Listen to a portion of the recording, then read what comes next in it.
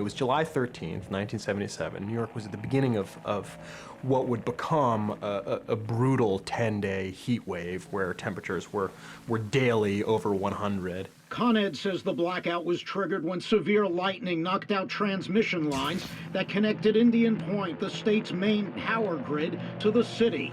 With those lines down and with demand for power unusually high because of a heat wave, other generating plants, unable to handle the load, began cutting themselves off. It took only minutes before it was all over. New York had been disconnected from the nation's electric system. The first reality check was a bodega right across the street from where we were playing. The gate went down. Shoom, shoom, shoom. All pandemonium broke, and people just started screaming blackout, and then you heard like bottles breaking and people just running, and we were like stuck out there with all this equipment. And to be out there in the blackout, you were prime, you know what I mean? You were prime for the picking. Everybody was like, hit the stores.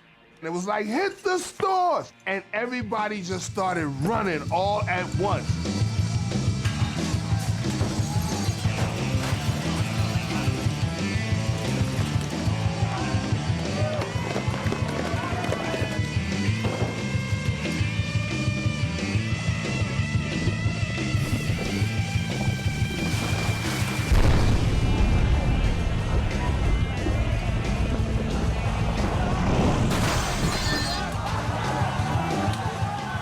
Some started running towards us.